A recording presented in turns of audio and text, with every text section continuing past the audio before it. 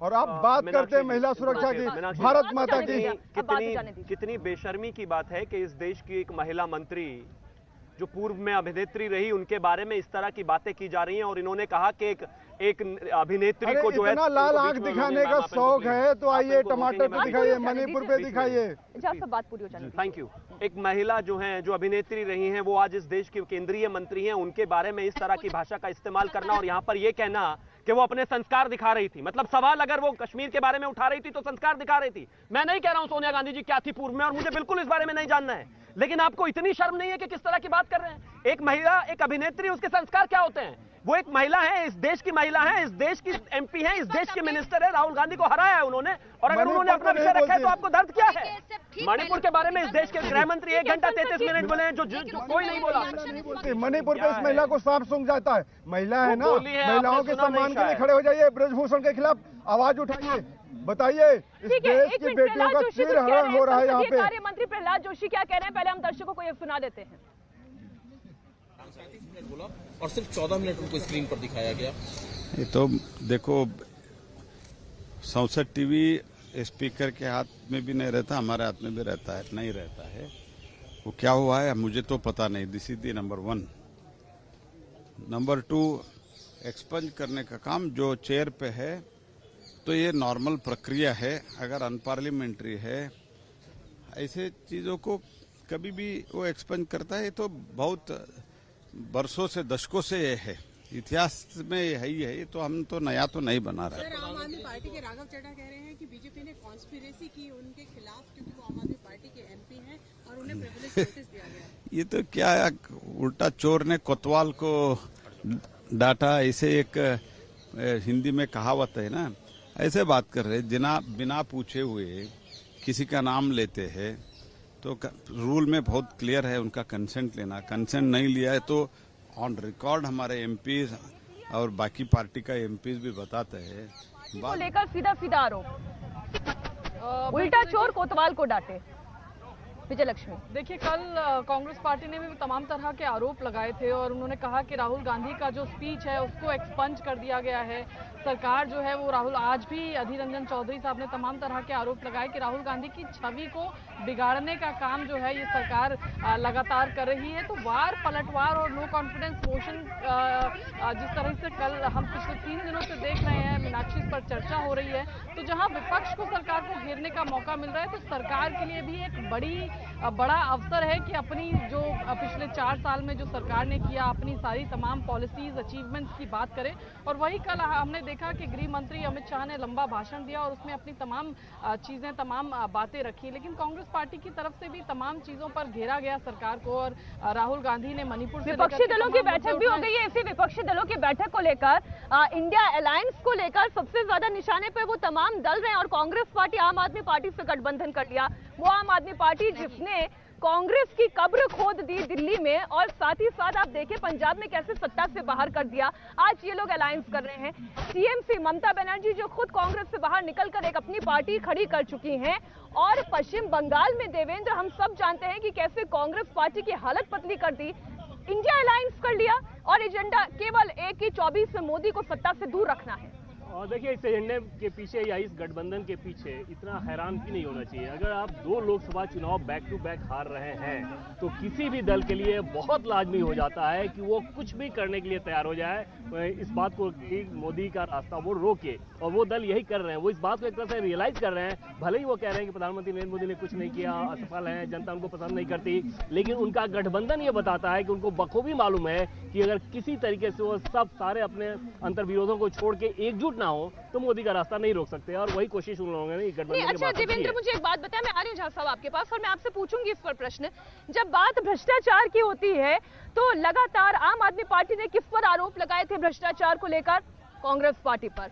जब बात भ्रष्टाचार की होती है तो लालू यादव पर कितने करप्शन के आरोप लगे जिसे कोर्ट ने खुद ने सजा दी। उसके साथ अगर इंडिया अलायंस हो जाता है तो ये मौजूदा सरकार के लिए कितना एक, मैं कहूं कि प्लेट में एक अपॉर्चुनिटी परोस कर दे दी गई है कि आप कहां से अपने आप को बचाएंगे? नहीं, लेकिन मीनाक्षी अगर इसको ठीक तरीके से आप देखें तो आधुनिक राजनीति में ऐसा नहीं है कि सिर्फ अपोजिशन में आपको दिखेगा, ये सत्ता पक्ष में भी दिखेगा। जैसे ओम प्रकाश राजभर ने क्या क्या नहीं बोला प्रधानमंत्री नरेंद्र मोदी के खिलाफ, आज वो गठबंधन में हैं, और ऐसे आपको बहुत सारे उदाहरण दिख जाएंगे। तो इसमें ये जो एक व्यवहारिक राजनीति हो गई है अपनी सुविधा के हिसाब से, ये दोनों पक्षों में ही दिखेगा। बड़ा मसला ये रहता है कि जो नैरेटिव आपने गढ़ रखा है, जैसा कि आपने बताया कि आम आदमी पार्टी और कांग्रेस, जेडीयू और आरजेडी बिहार में, क्या अगर आप ऊपर मिल जाते हैं तो जनता आपको एक्सेप्ट कर लेती है? फर्क सिर्फ वहां पड़ता है। जैसे बीजेपी के केस में ओम प्रकाश राजभर अगर आए तो वहां पे ग्राउंड पे कोई बहुत फर्क नहीं पड़ना है, वो साथ रहेगी बीजेपी के, वो उनका ओम प्रकाश राजभर का जो वोटर हो या बीजेपी का जो वोटर हो। पश्चिम बंगाल में मैं एक मिनट शिवम आपके पास आ रही हूँ, लेकिन झा साहब मुझे बताइए कि क्या कांग्रेस पार्टी को एक्सेप्ट कर लेगी टीएमसी के ग्राउंड वर्कर पश्चिम बंगाल में? जब पश्चिम बंगाल में हिंसा हुई, जब चुनावों में हिंसा हुई, इकलौते अधीर रंजन चौधरी थे आपकी पार्टी की ओर से जिन्होंने आवाज बुलंद की। आपकी पूरी पार्टी की लीडरशिप शांत थी, चुप थी। देखिए, इदम राष्ट्राय इदम न मम। जब राष्ट्र की बात होती है, राष्ट्रहित सर्वोपरि होता है, तो आपको मुद्दों पे समझौता करने की बात होती है। कोई व्यक्तिगत निहित नहीं है कि मेरा केजरीवाल के घर जाके डिनर करना या केजरीवाल को मार, व्यक्तिगत कुछ नहीं। ममता बनर्जी के साथ राष्ट्रहित है या वो राष्ट्रहित में थी? आपने जब राष्ट्रहित सर्वोपरि कहा तो पश्चिम बंगाल में महिलाओं के खिलाफ हुई हिंसा क्या थी? कि महिलाओं के खिलाफ हिंसा जहां भी हो रही है आप उस पर कार्रवाई करिए। सर, मैं सुप्रीम कोर्ट की बात नहीं, मैं राहुल गांधी जी की बात पूछ रही हूँ, मैं प्रियंका गांधी वाड्रा की बात पूछ रही हूँ, मैं मल्लिकार्जुन खड़गे की बात पूछ रही हूँ। सर, विकृत मानसिकता का, घिनौना मानसिकता का प्रतीक है। तो मणिपुर को भाजपा ने जो कंपेयर करने की कोशिश, भाई मैं तो कह रही हूँ, गृह मंत्री अमित शाह ने कहा कि मणिपुर में, सुनिए मेरी बात, मणिपुर में हिंसक घटना हुई, नरसंहार हुआ, इस बात से इनकार नहीं किया जा सकता। लेकिन फिर मैं आपसे ये पूछ रही हूं, जो राजस्थान में महिलाओं के साथ हुआ या जो पश्चिम बंगाल में इंडिया अलायंस के आपके को पार्टनर टीएमसी ने जो किया, क्या उस पर राहुल गांधी को नहीं बोलना चाहिए था? देखिए, वहां के मुख्यमंत्रियों ने तत्काल कार्रवाई की। अगर आप पता कर रहिएगा तो पता चल जाएगा। राजस्थान में जो अरेस्ट हुए वो एबीपी के कार्यकर्ता थे, उनको तुरंत अरेस्ट कर दिया गया।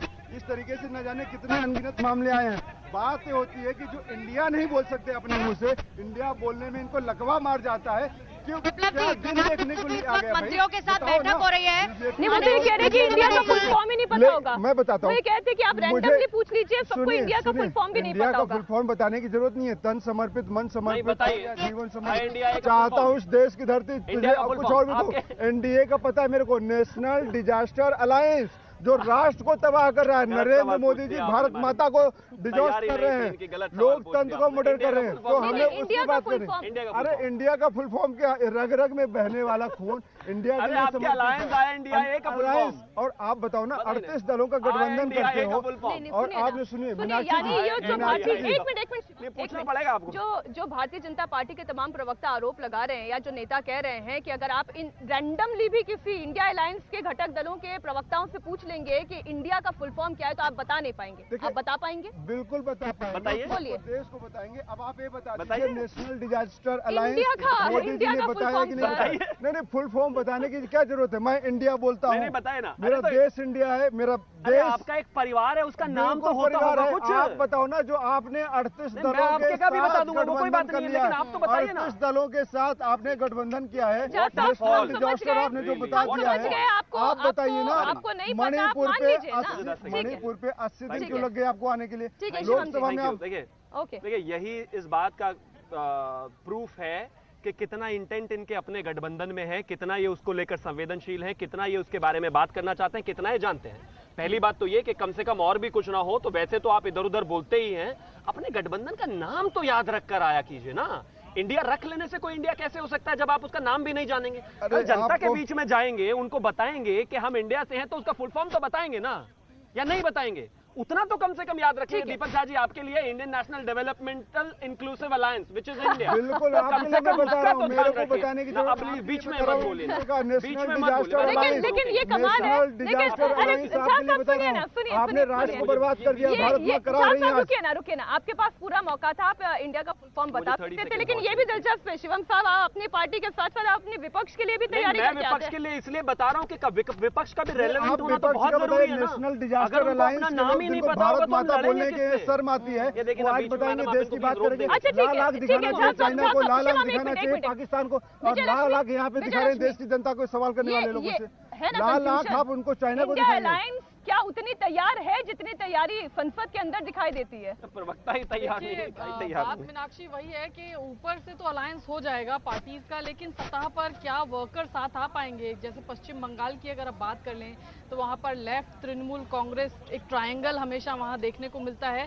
तो ऊपर पे बेशक से मर्जर तो नहीं मैं कहूँ, एक अलायंस आप बना लें, लेकिन ग्रास रूट लेवल पर कार्यकर्ता जो हमेशा दशकों से एक दूसरे से लड़ रहा है उसको साथ लाना जो है ये एक बड़ा चैलेंजिंग काम इंडिया अलायंस के लिए होगा। इसके अलावा कैसे टिकट का डिस्ट्रीब्यूशन हो, क्योंकि आम आदमी पार्टी पंजाब में चलिए है, ये तो दिल्ली में विजयलक्ष्मी है। आगे की बात है, लेकिन आज का जो मुकाबला है वो अविश्वास प्रस्ताव को लेकर है। और जैसा कि हम ये कह रहे थे कि टेस्ट मैच का आज ये फाइनल दिन है और आज खुद प्रधानमंत्री नरेंद्र मोदी विपक्ष के हर आरोपों का चुन चुन कर जवाब देने वाले हैं।